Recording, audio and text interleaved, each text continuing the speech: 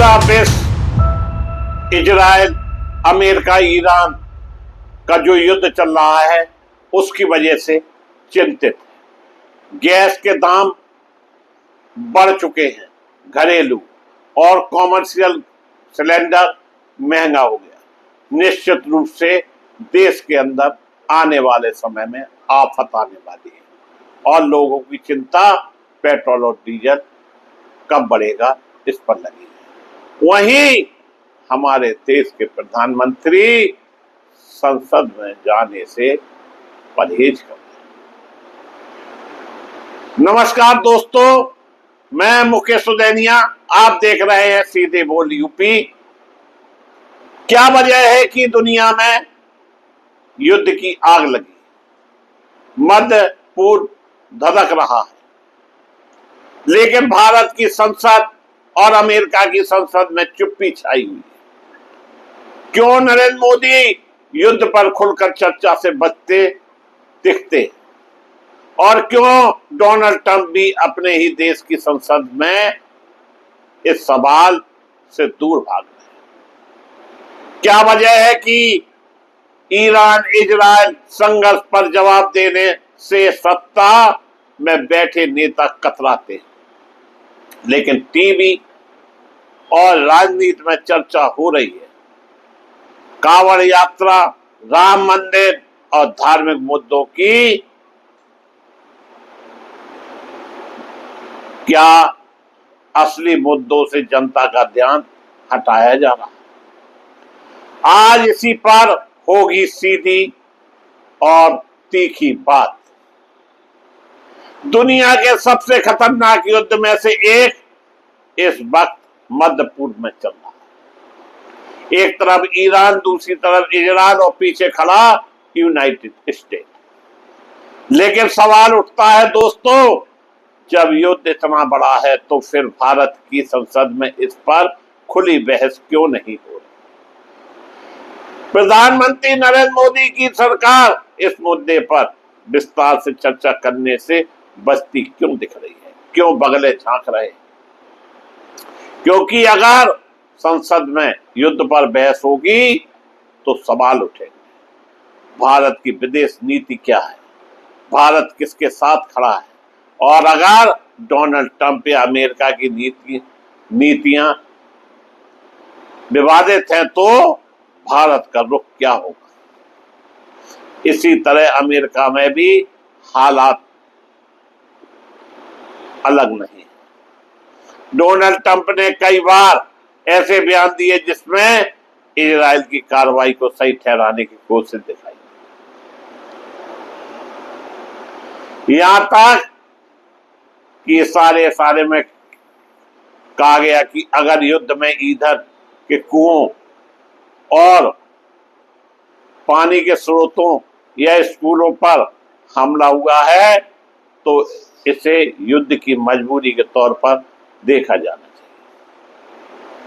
लेकिन सवाल यही, क्या युद्ध के नाम पर इंसानियत खत्म कर दी जाएगी? दूसरी तरफ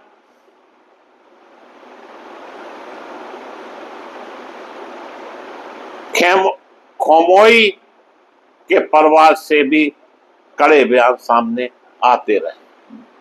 ईरान की सत्ता में उनके बेटे के बढ़ते प्रभाव की चर्चा के बीच यह भी कहा जा रहा है कि अपने पिता के खिलाफ हुए हमलों और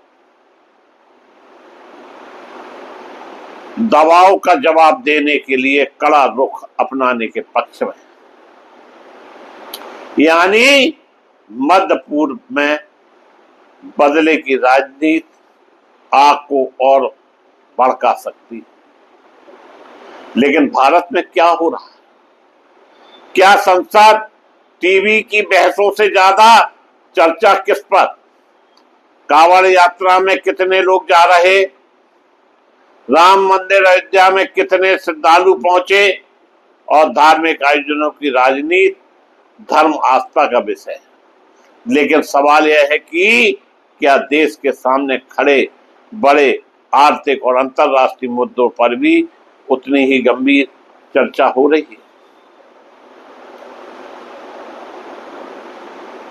क्योंकि इसी समय एक और बड़ा झटका आया। रूस ने संकेत दे दिए कि अब भारत को सस्ता तेल पहले जैसा आसान नहीं होगा, और अगर ऐसा हुआ तो सीधा असर पड़ेगा भारत की अर्थव्यवस्था पर।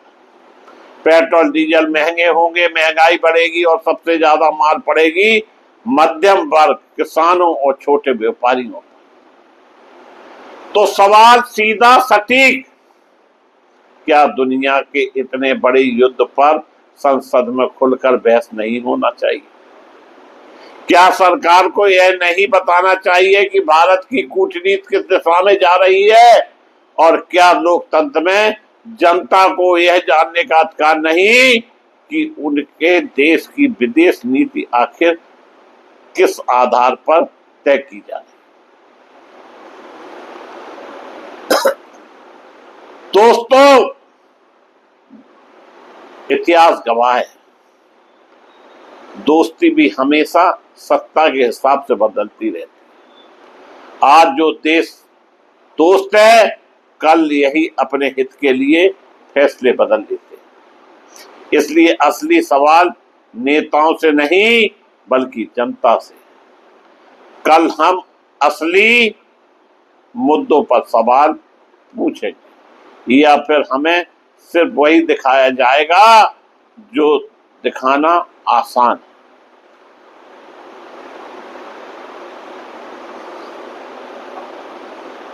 दोस्तों, इसके अलावा हमारे देश के प्रधानमंत्री नरेंद्र मोदी कहा करते थे कि जब रुपया गिरता है तो देश की साख गिरती है। आज रुपया धरातल पर चला गया, लेकिन हमारे देश के प्रधानमंत्री नरेंद्र मोदी विपक्ष का सामना नहीं कर रहे, संसद में बोलना नहीं चाहते। ये है हमारे देश का हाल। और अगर युद्ध इसी तरह चलता रहा तो घरेलू सिलेंडर जो अभी मिल भी रहे हैं, उनके भी लाले पड़ जाएंगे। मैं मुकेश सुदैनिया पुनः आप सभी को धन्यवाद देता हुआ अपनी बात समाप्त करता हूं।